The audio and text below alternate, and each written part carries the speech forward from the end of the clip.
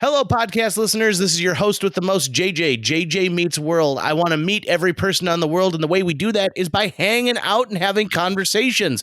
This conversation involves things that are unpopular opinions I have. Tucker argues a lot of them, and point of matter, please make sure you listen to the end of this podcast, or at least fast forward to the last unpopular opinion, because we need your feedback.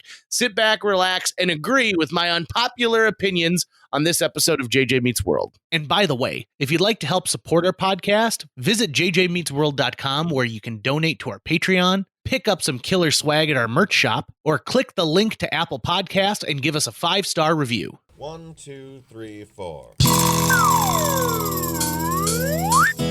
J.J. Gordon, sort of like that Indiana Jones, in that he's always sniffing out his next adventure. Yes, he is. He's always interviewing guests so he can have them on his show and they can talk about pop culture, arts, and leisure.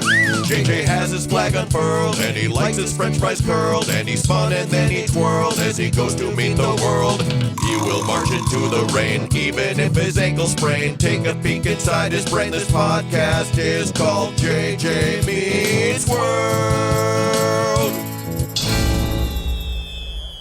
Unpopular opinion number 1 in this podcast. I don't like tacos. I just don't. It's not that I would say no to a taco, but it's definitely not my first choice when it comes to something to eat. I don't find them to be as magical as so many other people find them. Can we just do a quick check-in here, JJ? Yeah. I want to understand this absolutely bizarre position you've decided to eke out about tacos. I want to understand, are you just trying to push my buttons? Are you devil's advocating something here, or are you honestly saying not only is it that you could take or leave tacos, or that you actively dislike tacos? I would a taco will never be my first choice for dinner. I would rather have a cheeseburger. I am just not a taco person. And when it comes to other south of the border delights, most of them rank pretty low. You know, I'm going to go for Italian food before I go for some delicious colmita.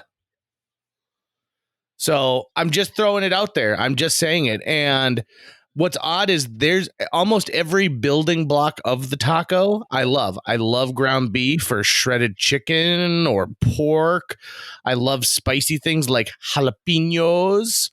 But are you actively making your own tacos, or is the whole breadth and depth of your taco experience what passes for a taco at like a Taco Bell? But I'm going to say both. I have made homemade tacos.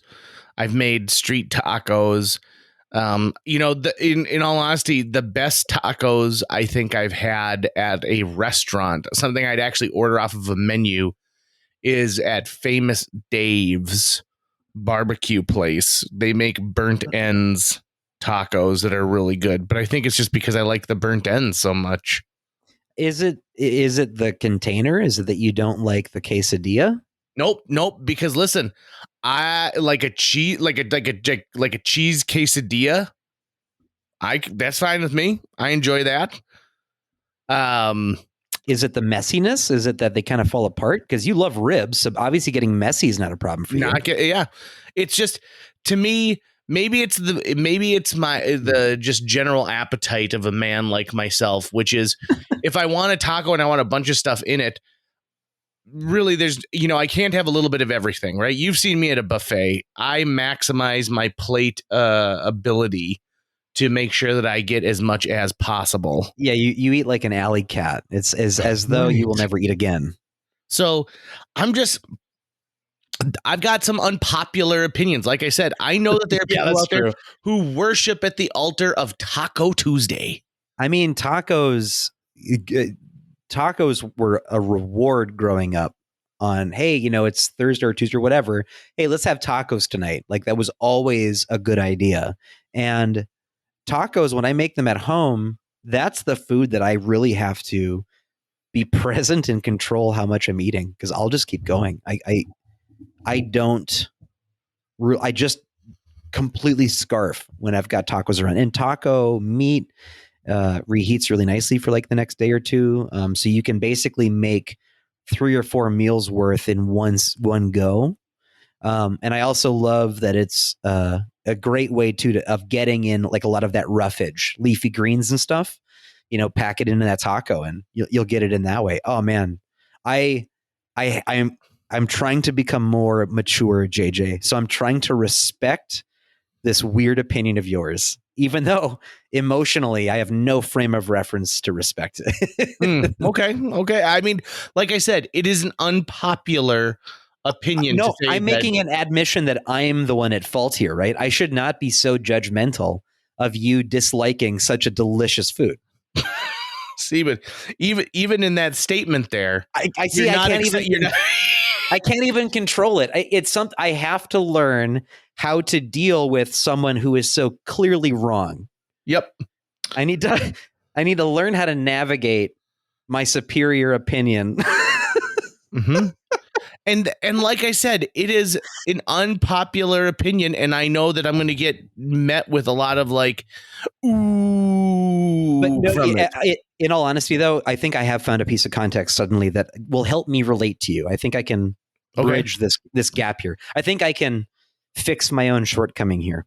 When it comes to breakfast food, I will take a breakfast sandwich any day over a breakfast burrito. Now, I don't dislike breakfast burritos. I think they're fine.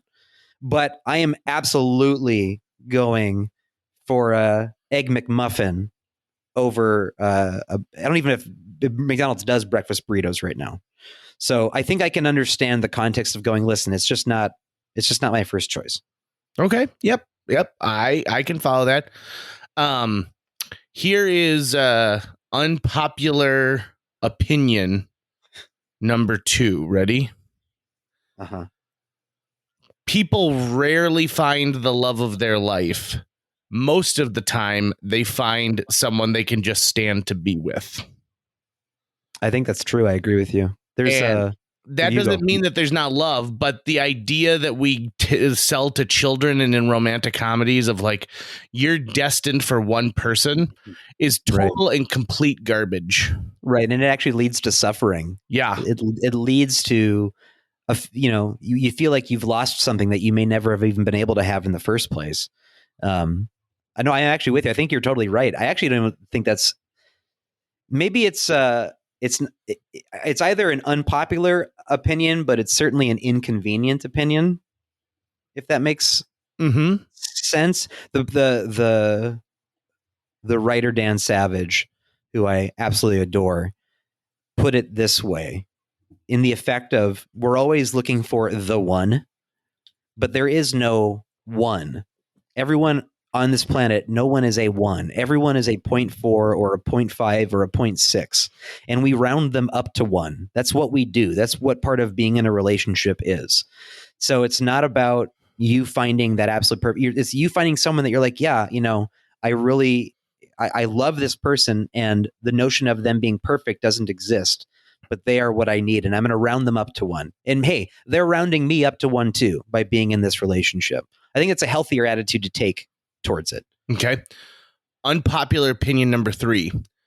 PowerPoint is the best thing that has happened to corporate meetings since the invention of the chalkboard. And I justify it by this. A PowerPoint forces you to put your thoughts into a visual medium of some kind, whether you're just typing text, you're putting some kind of a graphic. It has forced people to actually take the content in a meeting seriously. The problem is that there's no showmanship to it. And if you added showmanship as a skill that we taught to kids, it would be way better. I would love to see the pageantry of a JJ Gordon PowerPoint. The only PowerPoints I've seen you do are ones you made for like trivia night. Yeah. And even in that, I try and like figure something else in. One of the times I've had an audience completely turn on me just in one fell swoop was when I presented at a thing called Creative Mornings. And it was all these creative types, and it was supposed to be about like, creativity and stuff like that. And one of the things and my subject was honesty. And I said, honestly, at the beginning, like, I like the font Comic Sans. I have no problem with the font Comic Sans.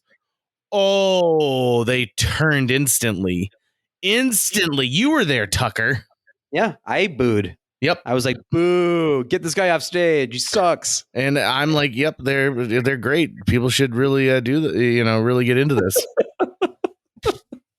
Oh, wow. So yeah, I guess I did not see you defending PowerPoint, but it's also though, like, we probably shouldn't be blaming our tools though, right? Like right. those of us who are disgusted with PowerPoint, we've probably been subject to watching terrible PowerPoint presentations.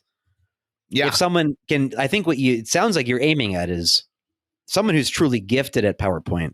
That's a next level presentation. Yep. No one is people are rarely that gifted at it. And I also think that it's a part of it is what you put into it, right? So if you put in a joke that is written out at the very beginning, or a picture of a cat leaping off of the side of a building being like, I know I can fly. The problem that you're arriving at right there is you already think you've lost your audience, that you need to grip them at the very beginning.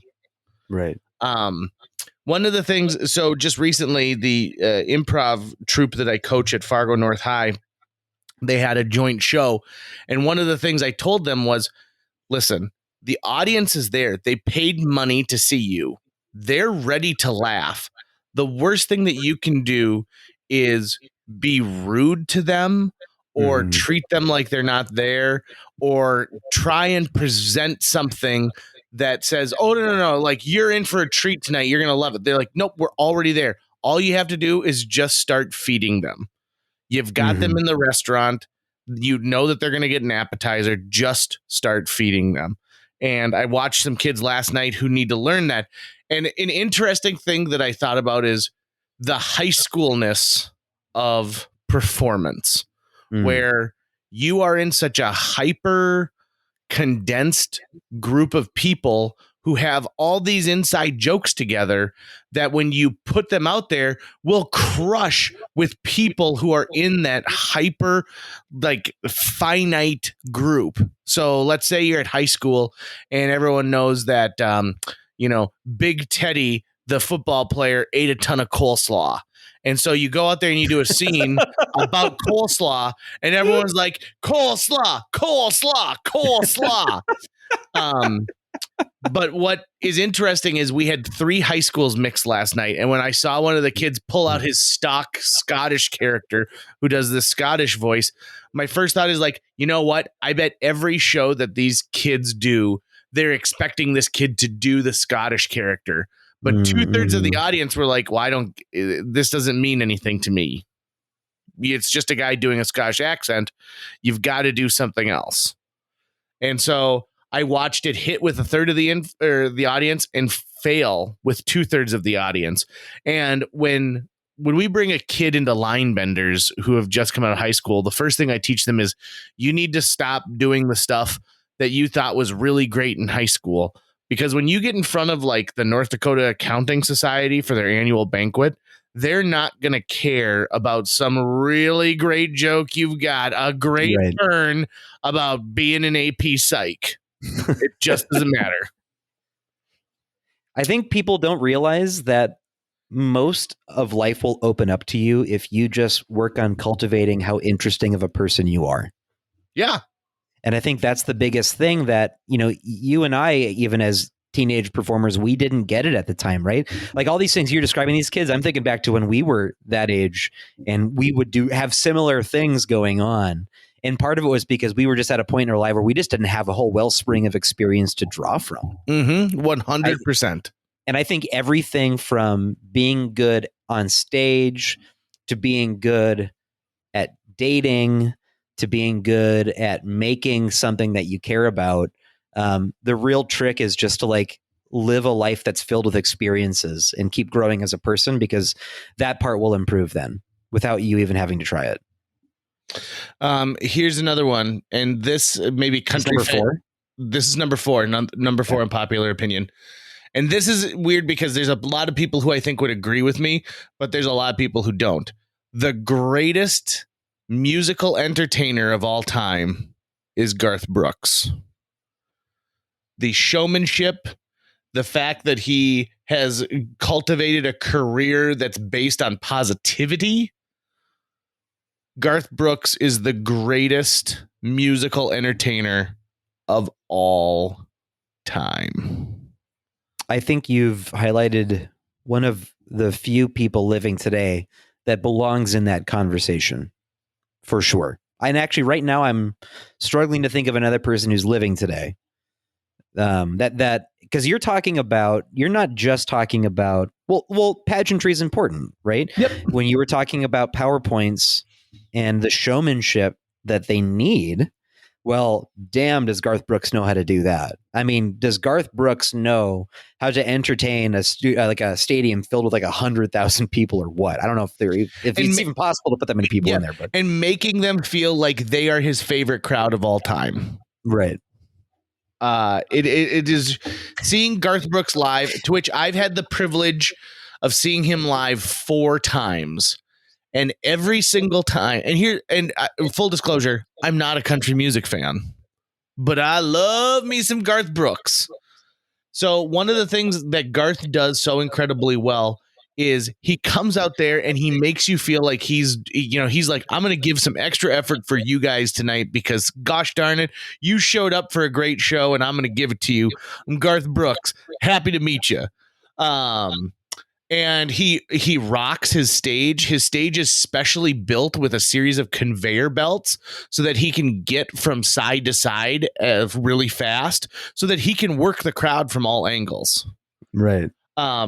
I saw a show where I was also, here's another thing that you gotta love about Garth Brooks. Garth Brooks has said, listen, I know that I could make $60 million in a concert, but I don't want to do that. I want all the tickets to be the exact same price. So whether you're in the first row or the last row, your ticket is like $72. Right. And that says that he wants this experience to be available to anybody. And that is something that I respect so incredibly hard because you got when Paul McCartney came to town, I think front row tickets were something like $2,500. And so, yeah, no kidding. When I saw Garth and I was in the 4th row, I paid $72.50 per ticket. And what's amazing is that dude had 10 shows in 5 nights when he was in the Twin Cities, starting like on a Wednesday. And I saw the show that started at 7:00. It went until 9:30. And then they had like a 45-minute break. And then a whole new crowd filled that arena at 10:15, and he did the whole thing over again. And I knew people who were at the late show who said, yeah, I feel bad for you guys because, like he said, he kind of gave you guys like a half-ass show so that he could save some energy for the late show. And I'm like, that's bullshit because he told us that he felt bad for the late. And I'm like, that is brilliant. This guy makes you feel like you're at the, of all the shows, you picked the good one. You're coming to the one that I'm going to put the most effort in. And then another piece of Garth Brooks that I just can't get enough of is he has special lyrics that he performs live that gets the entire crowd singing as a part of it. So like they're kind of like the hidden secret lyrics, right? Yes. Like, so Friends in Low Places has a special 3rd verse that he only performs live. And he kind of plays off. He's like, y'all know what's coming up next, don't you? Don't you? You came to a Garth Brooks show and you guys know you're going to get the special 3rd verse. He goes, let's do it. I get such a kick out of that. Dude, Garth, he has his music locked down. Yeah. Like this dude has been in control of his library since just about the get-go. As far as I can tell, but he was one of the few people that would not let iTunes sell his music. Correct. He said because he did not believe that songs should be sold as singles. They should be sold as albums and a whole bunch of other things like that. And there are even like his music is mostly stripped from YouTube. Like you can't really find a lot of his songs, even uploaded by other people, that they just get taken down, which I think is funny. But the thing that I like the most about Garth Brooks right now is actually the relationship he has, whether he wants to or not, with the Your Mom's House fan base. Are you aware of this, JJ? No. Okay, so you know what Your Mom's House is? Sure do. It's a podcast by Tom Segura and Christina Pajitsky. It's been going on for years. It's huge. It's my favorite show to listen to. And their whole show is basically like either showing videos of unfortunate things happening to people or celebrities who they think are being fake or in some way that they want to make fun of. And like a year ago, Garth had finally started up his like social media. Like nothing had really existed online. He'd basically been out of the limelight, right? Like it seems like he's been living in a cave or something. Until he wanted to concentrate on his family, and so right. Well, yeah, I'm not criticizing him. I'm just saying that. Yeah, that's what he was doing. He left the public eye, and now he's back, and so he had all these social media accounts get started up, and he would record these videos for to put on his Instagram, and he comes off like a celebrity who's been a wealthy celebrity for so long that he's kind of forgotten how normal people talk. And so it can kind of come off as really weird and forced is the whole point of what they were. This was like a year ago on Your Mom's House, right? Well, they started making jokes on the show about, well, maybe he's a serial killer. Hey, where are the bodies, Garth? And they would make jokes like that. Well, all of Garth Brooks's Instagram comments, all of them are from Your Mom's House fans on his Instagram. It doesn't matter what he posts. There are no posts visible from just genuine Garth Brooks fans. It's all people making quotes from Your Mom's House. I'm home here now. Hello, my queen above 18. Live life 365. These are all like deep cuts from the podcast. And people asking Garth, please give the families closure. They just want their loved ones back. It just goes on and on and on. And I wonder what Garth's PR people are thinking. Like, what is going on? Who are these people? What are they? Why have they completely taken over our social media? So I just love that aspect of it.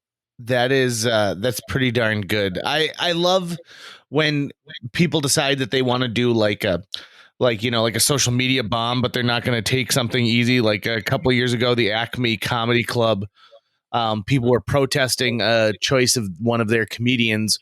And so people took a post that they had made like in 2016 about like, hey, come and dine in our restaurant. Chicken strips are half off, and bombarded it with thousands of comments, bringing it into like the front of their social media.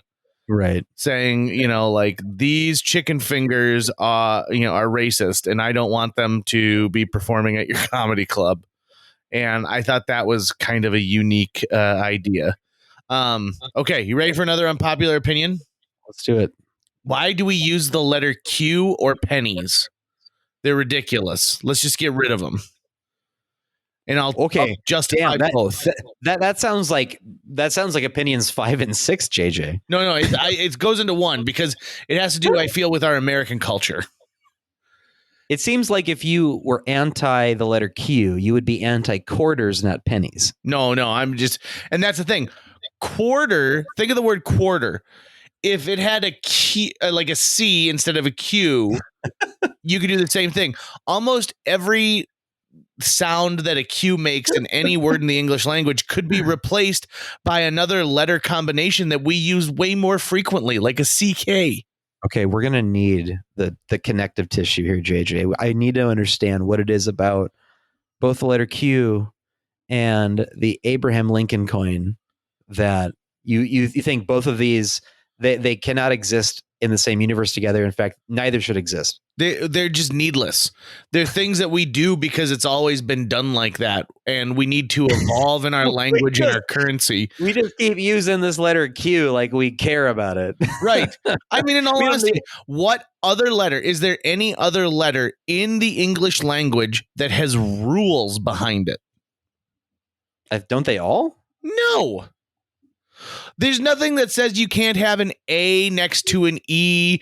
There's nothing that says that anytime you put an N in a sentence, it has to be followed by another letter. You're not supposed to have an A after E if it's after C. That's I, you moron. Oh, I, yeah. Or when sounding like A in neighbor or way.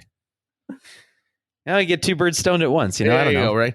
And then as for the penny, it just is ridiculous. We're to the point of where pennies don't actually have a real meaning when it comes to our economy. Let's just get rid of pennies. Have you heard of like penny hoarding? People are doing that with pennies made before a certain year have actual copper in them. Yep. And so technically the copper that's in that penny is more valuable than the penny itself. Absolutely. And so there are people who like just have warehouses just filled with pennies. And I wonder if that's going to work out for them. By getting rid of pennies, it does not change the value of what they have. Right. In fact, maybe it would give them the oomph to go in and get those things exchanged. We can melt them down and take the copper and put that to better use in our microchips. Well, now there's like, I mean, there's next to no copper in them now, I think, right? It's like zinc or something. Yeah, there's no, in fact, there are no precious metals found in any of our current coinage. It's because they would be worth more than the actual coin. Correct. Basically, is why.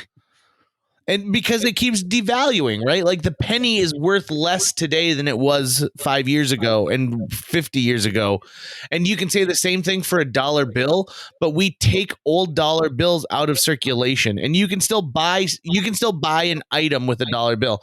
I can't think of a single item that still only costs a penny. What if someone came candy? What if someone came to you, JJ, and they said, "Here, how about this as a compromise? We don't get rid of the penny, but we change its name to the penny farthing." You have to call it that. I'm listening. You have to call it that. And you have to use a British accent when you say it. That's the rule. Is it still the same value? Yeah, it still exists. You just don't call it a penny. No, not worth it. Not worth it. Are you sure? I'm positive because I would rather there's a law that says we have to call a quarter a 2 pence. Or 2 bits. That's what I'd rather have. In fact, when it boils down to it, I think that we need to get away from cash in our society. Be nice to get back to bags of coins. Yeah, like you throw them at the porter and be like, "Bring the luggage to my room." Right. I mean, it seems to be a fairly rough accounting method, but I would love to get paid in coins in a bag. That would be kind of cool. You can call them your John Wick coins. Are you ready for number 7? I'm always ready, JJ. Come on. All right. Children under the age of 15 should be banned from at least one screening daily of movies that are marketed towards children. I'm with you 100%. Yeah. I would say under 18. Under 18. Well, yeah. The problem is that once they get to that age, then they're like, "Oh, I have all the freedoms." And they're not intimidated by me anymore. So I'll give you an example of one of the greatest movie theater experiences of my life. At the Mall of America in Minneapolis, Minnesota, there was a movie theater. And in that movie theater, they had what they called VIP deluxe screenings that were 21 plus. Now, they had to be 21 plus because they served alcohol like within the theater. But what was nice is I could go see something like Frozen and not have to deal with like a little kid running around and, you know, picking her nose and looking at me and saying, let it go. I have to go to the bathroom. Just in the same way that I would not go to a Wiggles concert and get completely trashed and be like, fruit salad, yeah, let's do it, bitches. I think that we should be allowed to enjoy things that are made for children that are equally entertaining to adults without having to deal with children. Yeah, I agree. It's making me flash back to, I don't know if I was with you or what, when I went and saw King Kong, the Peter Jackson remake. And we were like the last people to show up. And we got sat like almost to the front. And there were these little toddlers right in front of us whose parents were sitting in the back of the theater, but decided to put their kids in the front of the theater. And the kids they couldn't even see the screen from this angle. And the kids were just like, let's dance. And they just danced the whole movie. Ooh, that's no good. In fact, I believe I was at that screening, and didn't our mutual friend Brad Delzer have a freak out about it? It might have been, but I had a freak out about it. Ooh. I told him to sit down. I said, you sit down right now. Yeah, if you can't sit next to your children, and if you decide that like the amount of money I spent is less than the amount of money you spent coming into this theater, you should. Why did you even bother coming? Well, it's like, what jerks? Like, why did you not sit next to your kids? Oh, because if you sit next to these kids, they ruin the movie going experience. Oh, yeah? Well, how did those other people feel that you put your kids next to? How did they feel? It ruined it for them. But you know what? I miss it. I would still take that experience now over this lack of going to the theater. I would take it. Really? At this point, yeah. Being able to go out and like just live again, I'd take it. Okay, so my opinion on that is I don't, because when I go back, I need to go back to like a pure, beautiful moment. If I go back and I'm like, God damn it, I should have just stayed at home and watched this on my couch, I think that's going to be what ends movie theaters. Right, but those kinds of expectations just generate suffering, JJ. I mean, you should just just go with it, you know? Ooh. I'm saying that there will be beauty to be found in that moment when we are all alive again. What I'm saying is that like I don't want to be put in the position where I have to yell, "Are you all taking crazy pills? This is not your living room." I am so looking forward to watching you like discipline children as you get older. Oh, it's going to be. In fact, I had a moment this week where I was like, I need to discipline these kids, and I didn't because I'm like, they're not my children. You have to watch Uncle Buck a couple more times, I think, JJ. Yeah, without a doubt. Hey, speaking of pajamas, here's my next unpopular opinion. Okay. Making your bed is a waste of time. Ooh, disagree. Yep. So to me, there's something about having a daily chore that sets yourself up for success, right? So making your bed, I have never felt that getting into a made bed versus an unmade bed. Now, not to be confused with freshly washed, but made versus unmade has made a big difference in my life. What makes a difference in my life is having a great routine that sets myself off for the day. So making sure that I get up and I go and I put half a mile on the treadmill right away before I eat something to get my day going. And the people who value the ritual of making the bed, that's great, but couldn't it just be replaced with any other ritual? I guess, but I guess you're not arguing necessarily against making the bed, but you are arguing for having a ritual in the morning, right? And there's much better things you can do than making your bed. Well, because I do have a making my bed ritual in the morning that I really like. But part of that too is actually it's part of my morning routine with my cats, because basically they wake me up at like 6:30 or 7 in the morning. I use the restroom, take my medicine, feed the cats, make some coffee. And once the cats have eaten, then they want to nap. And so while I enjoy my coffee, I get my bed made because they actually don't want to go on my bed unless it's made. Like if it's messy, they don't go up there. But if it's made, to the cats, for some reason, it seems more inviting for whatever reason. So they'll actually sit there and wait for me to do it. And once I've done it, then they'll go up and then they'll sleep for like 2 hours and I can sit and enjoy my coffee. So it kind of fits into it like that for me. But it did start the way you're saying it, the notion of, hey, you've had one win, right? And if you can start with making the bed, that's a really simple win. But let's not make it like magical. It's not like, oh, I didn't make the bed today, therefore the day sucks, right? Because if it becomes too stringent and you break it, you might just give up on the whole exercise in the first place. Easily. To me, the ritual is important, but the people who value making your bed as that ritual are in fact taking the easy way out in a lot of cases. And maybe that's the one thing that you have control over in the morning is making your bed, because you've got to feed the kids and you've got to get on the bus at a certain time and blah, blah, blah, blah, blah. But there's so many things in a person's life that they claim they don't have any control over, which is just laziness. And they really do have control over those things. They just don't want to admit it, because by admitting it, it means that they now need to take responsibility for it. JJ, what is your morning ritual? What do you do? My morning ritual. My alarm goes off at about 6 o'clock. Well, it goes off at 6 o'clock. My alarm is set for 6 o'clock. And I groggily wake up and I have to use the bathroom right away. Then I crawl back into bed and pull up my phone and read the news of the day. So I go through the newspaper, some national news sources, and I'm trying to get my brain jogged into the idea of I need to start creating content for my show. I go downstairs and I have a little bit of breakfast, and sometimes it's a couple grapes or an apple. Sometimes it's bacon and eggs. So it just depends on what my mood is on that particular day and what else needs to happen. I go and I perform my hygiene ritual, which is showering and flossing and all that kind of stuff.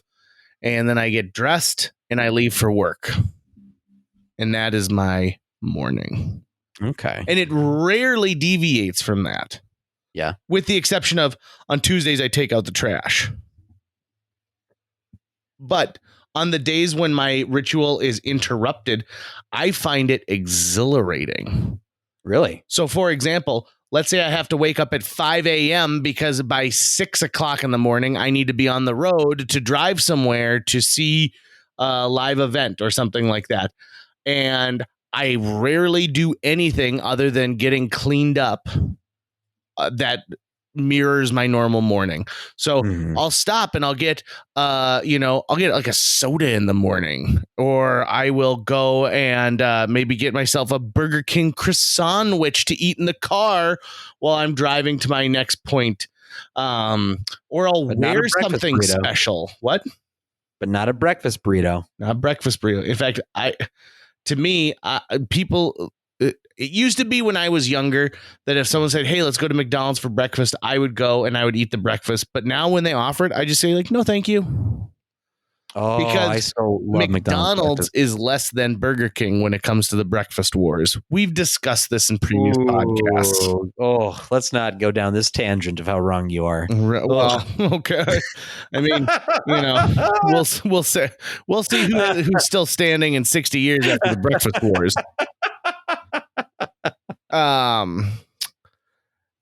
So I'll go with another one that a lot of people probably. Can I ask JJ, Oh, yeah. what happened today where you were like, you know what, man, I've been carrying around all these unpopular opinions and it's time to get them off my chest. Why are you unburdening yourself today in this way? Through the last couple of days, I've listened to a few conversations that I have completely and wholeheartedly disagreed with. I've been forced to sit and participate in conversations that I disagree with. And it's partially because speaking your unpopular opinion is really rare. And, unless you're a very strong-willed individual, most of the time I find people just sort of go with the flow so that they don't disrupt the boat. They don't rock the boat. There's no, social tension between you and other people. And so I wanted to speak up for those who may have been stifled. Who knows? You might only agree with one of these unpopular opinions, but because somebody is saying it out loud, you're like, yes, absolutely. There's never been a time when an ice cream float was a good way to administer either of those things. At no point have I ever been like, oh, you know what makes root beer better? Making it harder to get to because there's a block of ice cream in there. Or so you don't like root beer floats? No, because I hate the crust that forms on the outside of the ice cream. It is so just good. It's ridiculous. There's no point.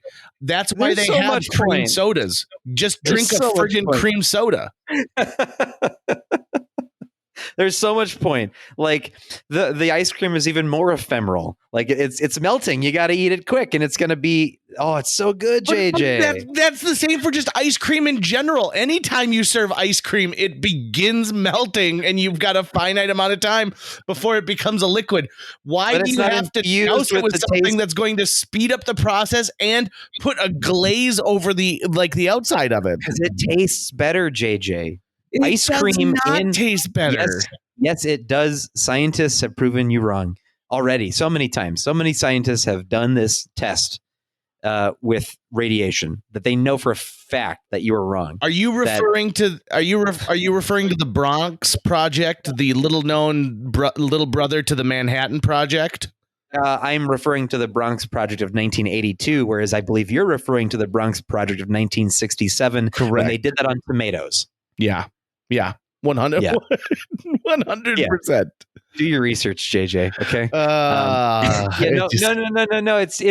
It's I love root beer floats because I'm getting. It's like a way of adding texture to the ice cream that I love crunch in my food, but I rarely like a crunch in my ice cream. But putting ice cream in a fizzy soda like a root beer goes great, and then root beer and vanilla as flavors go so well together, but you do have to go fast. At one point, if you're not fast enough, it quickly becomes like a sludge of the two. So you really gotta pound that thing, man. But you gotta live in the moment. You gotta pay attention to it. You can't have a conversation while doing it. You just gotta focus on the root beer float. Are you ready for another? This is a deep one. Let's do it. I won't even argue your points. Challenge me with one of these. Come on, man. Challenge me with one of these. If you have ever contacted someone to apologize for a wrong you did to them many years earlier, you are selfish.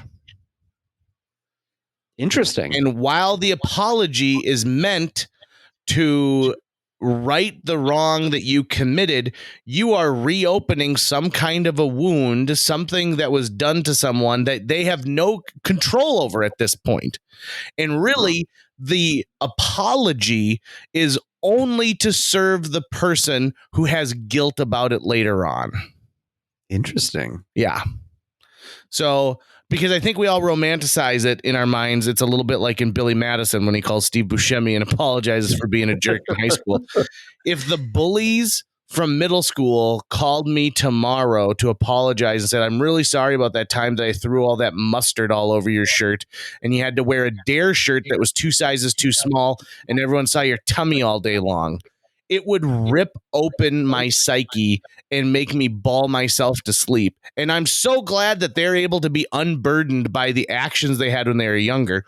What wouldn't be selfish is to try and keep that negative social energy from happening in the future. So if they have children, to tell them the story of something that they deeply regret. And making sure that their children understand that those are not actions that should be taken, and don't end up having a lifetime full of guilt. So, right, it's almost like they're treating their absolution as this bridge toll they need to be able to pay to get to the other side, and ultimately they're doing it for themselves. You know, if I'm in that position, I feel so guilty. Will you please forgive me? Will you please give me your forgiveness? I can totally see what you're saying. I think it's hard to divorce that from the notion of self-serving. I wonder how much of that do you think is because of the time constraint? Because obviously we should apologize for doing something wrong. But I think what you're saying, it sounds like, is that if so much time has passed, that apology was due back then when it happened. Correct. Now it's taken on a whole new life of going through this thing. And people spend decades trying to bury feelings from that time. And some people don't think it's healthy to do that. But to me, I think that there is something incredibly worthwhile in trying to just say, like, listen, I need to move past this. I need to not let this be the anchor that's tied around my neck. And the moment that somebody brings that up again. And again, they could have gone on to a life where, all they've done is worried about this since that has taken place. But you've taken it and you've moved on from it. Having someone come back because they need the closure for it is incredibly selfish, in my opinion. And that is something where, like I said, these are unpopular opinions, right? There might be someone there who says, my life would change if so-and-so would call me and apologize for breaking my heart. Or if I could just get closure from a parent who abandoned me and let me know why, like that would make my life worthwhile. But in my world, I put that behind me and I have tried to live a life that doesn't include those things. Do you think that like a better tactic to take, let's say you are that bully, right? Let's say you feel bad about pouring mustard on a kid in high school. Now you're in your mid 30s and that's something you feel bad about. Instead of you going, all right, I'm going to go talk to them and apologize. Do you think it's better to go, if that kid ever seeks me out and says, hey, I want to talk about this, I will make myself 100% available to them because I owe them that for what I did. But I'm not going to go and decide for them, hey, we're going to confront this now. I'm going to let them do that. And if they want it, great. And if not, I'll continue on. I think that that's incredibly fair. I also think it's incredibly fair to tell other people that know the situation, or maybe the both of you, like another classmate, man, I still think about this and I was such a jerk at that time. And, I hope that somehow Daniel knows how sorry I am for what went on at that time.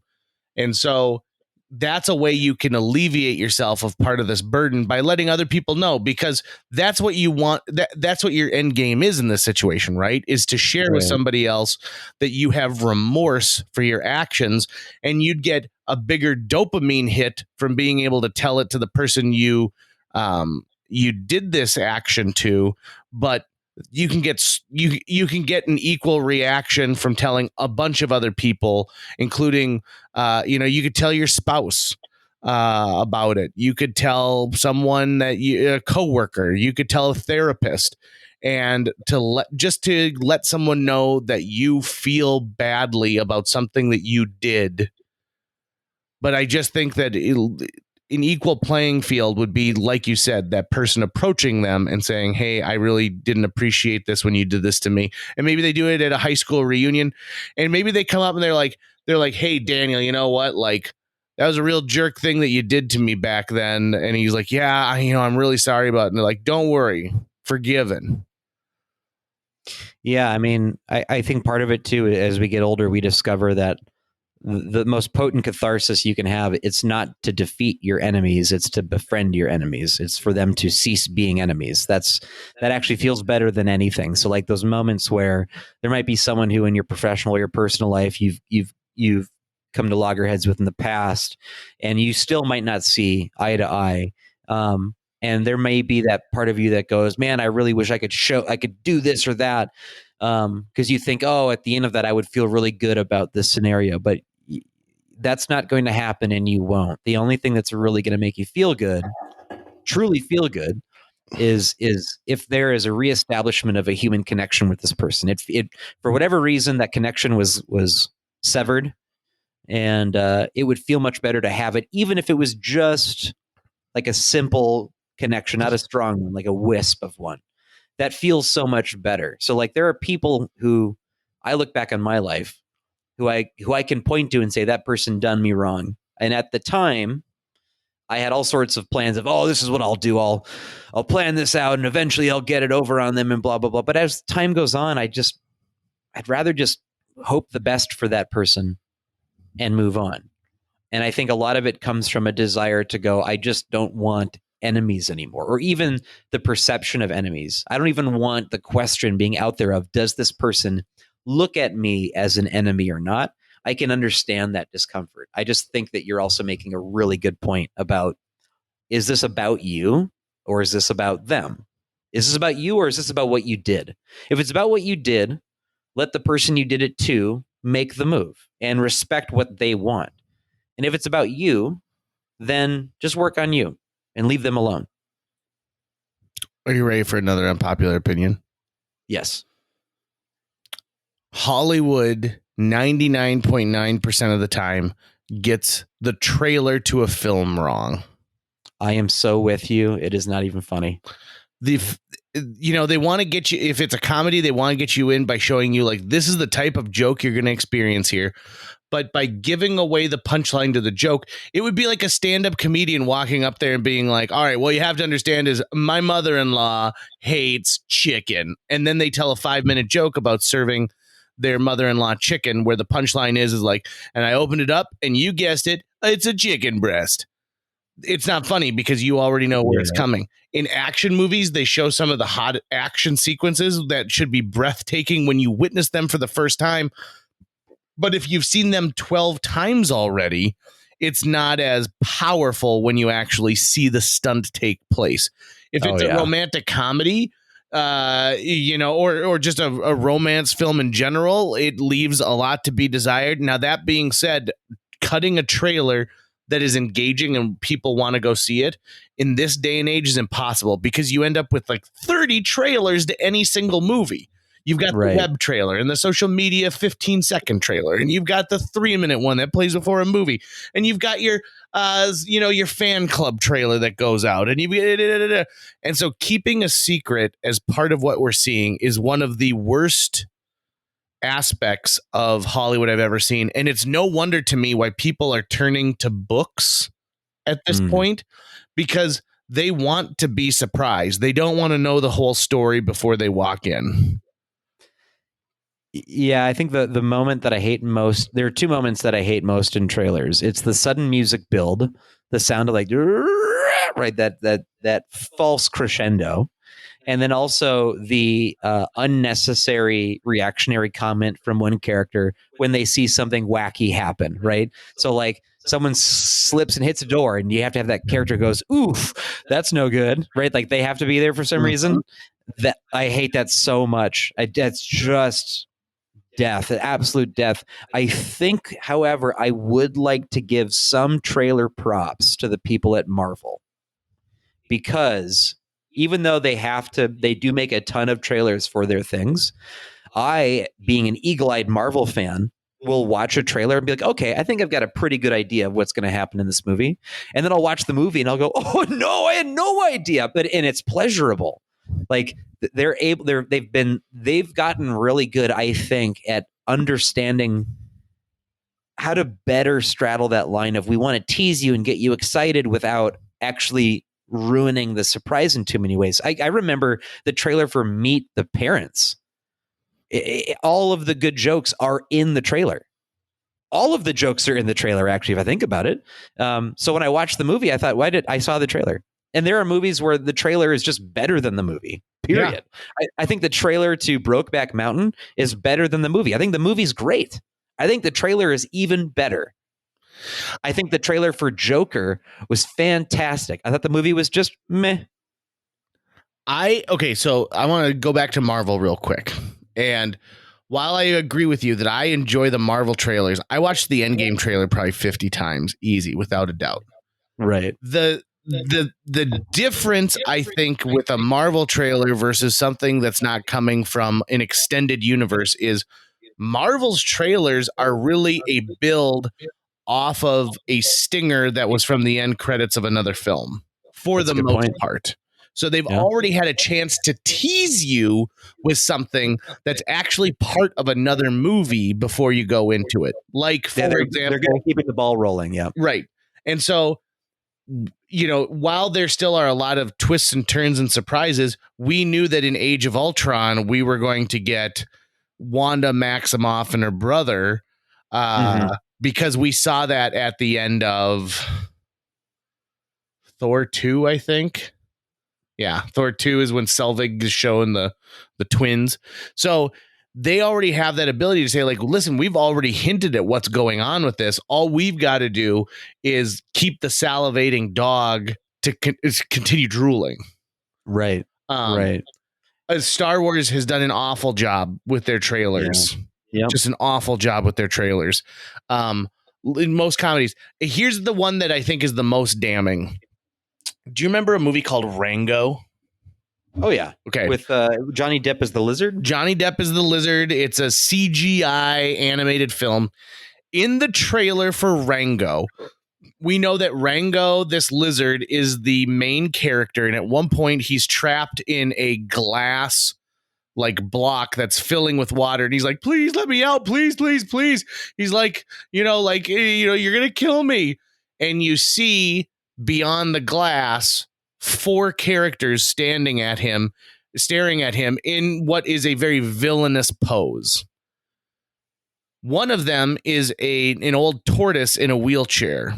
So if you went and saw the movie Rango, the tortoise in the wheelchair is the judge in this town, and he is the unreliable good guy in it because he turns evil. Well, the second you meet that character and he's got all these good intentions, you know he's going to turn evil because in the trailer you saw him trying to kill the main character.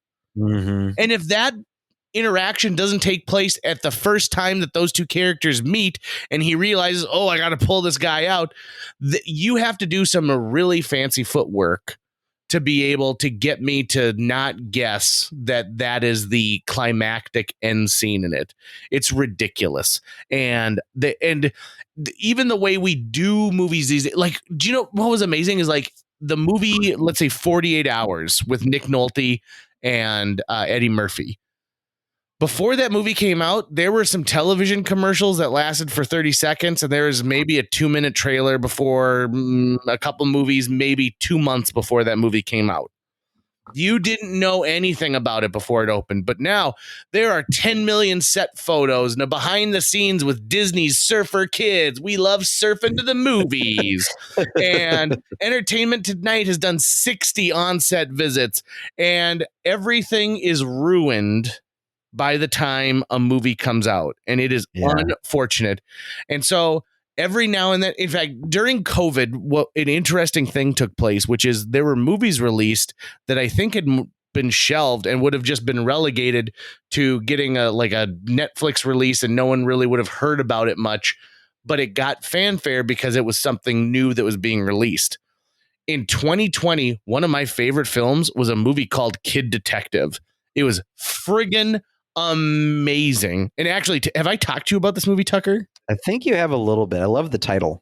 Right. So you love the Encyclopedia Brown series, right?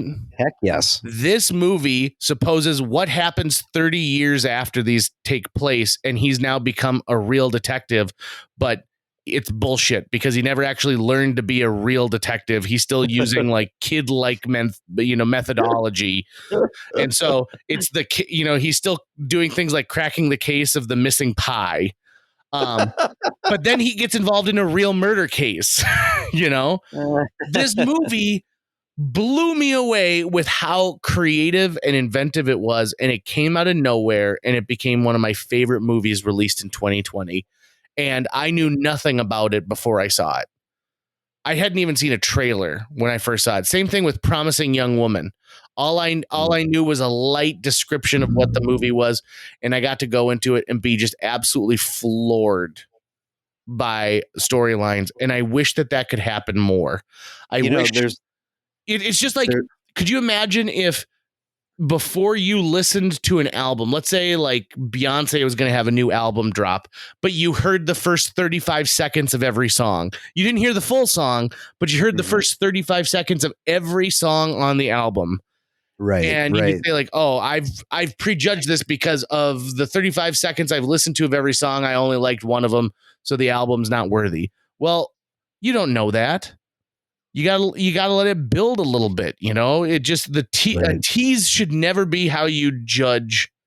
If you don't like the thumbnail of a JJ Meets World episode, it shouldn't keep you from listening to it and trying to enjoy what's inside of it. Just because you think like, oh, I don't like High C Orange Lava Blast, and that's the picture that's on the front cover. I was gonna say our last one's Paul Hogan. How can you not like that one? Right, it's great. It's awesome. This whole thing about avoiding trailers, that's something that Mike Resel has done religiously. He does not watch trailers for anything period. He won't do it.